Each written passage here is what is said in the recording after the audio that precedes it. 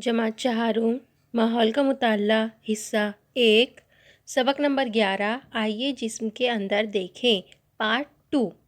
इसके पहले के वीडियो में हमने पढ़ा था जिस्म के मुख्तलिफ़ हिस्से, अंदरूनी अज़ा के लिए ख़ास जगह और ग़िज़ा की नाली।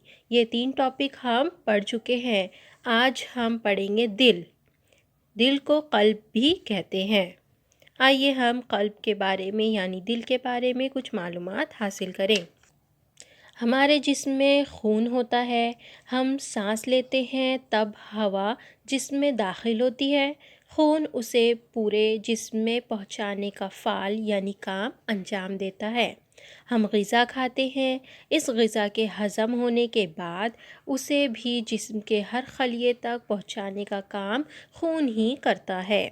इसलिए जिस्म में फैली हुई खून की नालियों में खून को हरकत देते रहना चाहिए।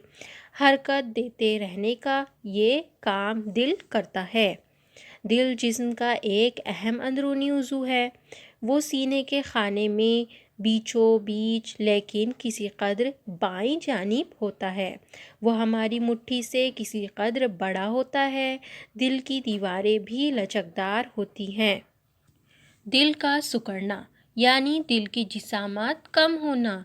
दिल का फैलना यानी दिल की जिसामत का अपने असल पर आना। आइए ये करके देखें। एक प्लास्टिक की पानी की बोतल लीजिए। इसमें एक बॉल पेन की खाली रिफ़िल ढक्कन के ऊपर इस तरीके से लगाइए कि रिफ़िल का थोड़ा सा हिस्सा ऊपर रहे और बाकी हिस्सा ढक्कन के यानी बोतल के अंदर रहे। फिर उसमें पानी भरिए। बोतल में पूरा पानी भरने के बाद उसको दबाव दीजिए या दबाइए। तो क्या होता है, बोतल पर दबाव डालते ही बोतल का पानी तेज़ी से बाहर निकलता है। दबाव कम करते ही पानी बाहर आना बंद हो जाता है। इससे क्या ज़ाहिर होता है कि बंद माए यानी अगर हमने उसमें पानी रखे तो बंद माए पर दबाव डालें तो उसे जहाँ से जगह मिलती है वहाँ से तेज़ी से बाहर निकल जाता है। एक और मुशाहिदा करके देखते हैं। अपनी हथेली को सीने के दरमियान में लेकिन थोड़ा सा बाएं जानिब रखिए। खुद के दिल की धड़कन महसूस होती है। इसका तजुर्बा कीजिए। दिल का सिकुड़ना और फैलना तरतीब के साथ एक के बाद एक बग़ैर रुके होता रहता है। दिल के सिकुड़ते ही दिल में मौजूद खून की नालियों में ढकेला जाता है। अगले हर सिकुड़ाव के वक्त वो आगे ही आगे ढकेला जाता है।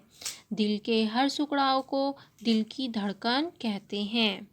अपनी हथेली सीने के दरमियान लेकिन थोड़ा सा बाईं जानिब रखें तो दिल की धड़कन महसूस होती है।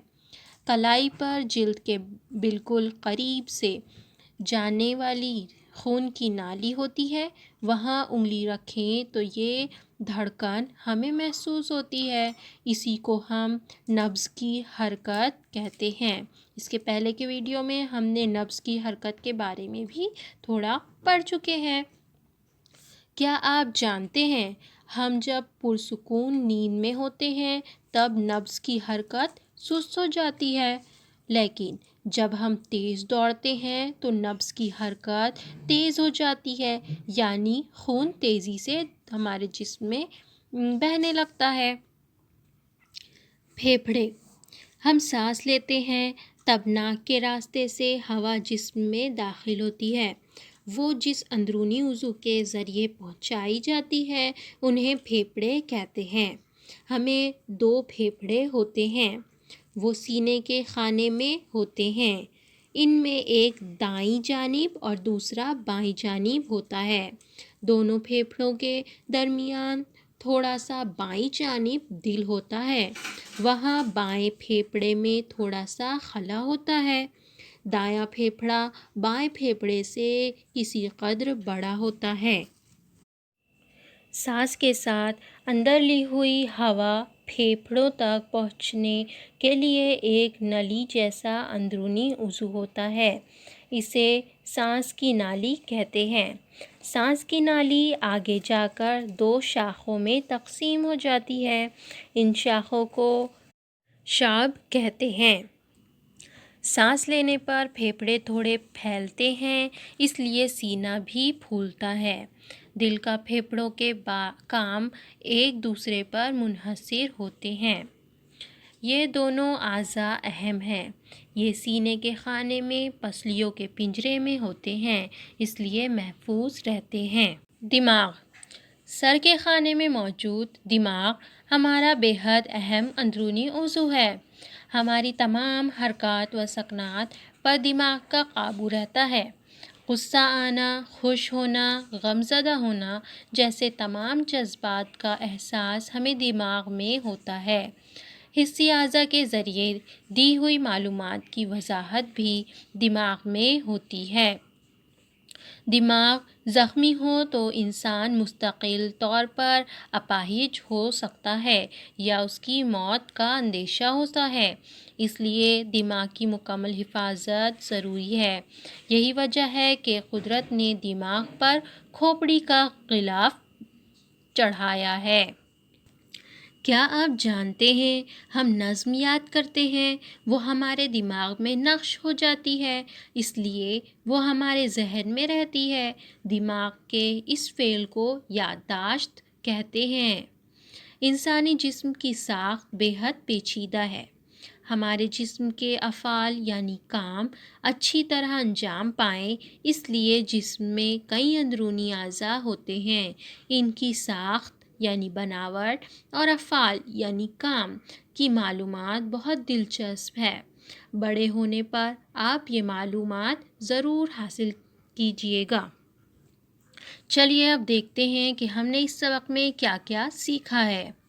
نمبر 1، جسم کے اندر انجام پانے والے ان گنت اہم کام مختلف اعضاء کرتے ہیں۔ ایسے اعضاء جسم کے اندر ہوتے ہیں، وہ باہر سے نظر نہیں آتے، انہیں اندرونی اعضاء کہتے ہیں۔ نمبر 2، جسم کی ساخت ایسی ہوتی ہے کہ سر اور دھڑ کے خانوں میں اندرونی اعضاء محفوظ رہتے ہیں۔ نمبر 3، چبایا ہوا نوالا گلے سے معدے تک پہنچانے کا کام غذا کی نالی کرتی ہے، یہ سینے کے خانے میں ہوتی ہے۔ نمبر 4، دل پورے جسم میں پھیلی ہوئی خون کی نالیوں میں خون کو حرکت دیتا ہے، وہ مسلسل سکڑتا اور اپنی اصل حالت میں آتا رہتا ہے۔ دل کے سکڑنے سے خون کی نالیوں میں خون دھکیلا جاتا ہے۔ نمبر 5، سانس کے ذریعے جسم میں داخل ہونے والی ہوا جن اندرونی اعضاء کے ذریعے پورے جسم میں پہنچائی جاتی ہے، انہیں پھیپھڑے کہتے ہیں۔ دایاں پھیپھڑا بائیں پھیپھڑے کی بنسبت کسی قدر بڑا ہوتا ہے۔ نمبر 6، دل اور پھیپھڑے سینے کے خانوں میں پسلیوں کے پنجرے میں محفوظ ہوتے ہیں۔ نمبر 7، دماغ ہمارا بے حد اہم اندرونی عضو ہے۔ سر کے خانے میں کھوپڑی کے اندر دماغ محفوظ رہتا ہے۔ حرکات پر قابو، جذبات کا احساس اور حسی اعضاء کے ذریعے دی ہوئی معلومات کی وضاحت دماغ میں ہی ہوتی ہے۔ اس بات کو ہمیشہ یاد رکھیں کہ حادثہ ہو اور سر کو چوٹ لگ جائے تو کھوپڑی کو نقصان پہنچ سکتا ہے، اس لیے اگر دماغ کو چوٹ لگے تو انسان مستقل طور پر اپاہج ہو سکتا ہے یا مر سکتا ہے۔ اس لیے موٹر سائیکل یا اسکوٹر چلاتے وقت ہیلمٹ کا استعمال کریں۔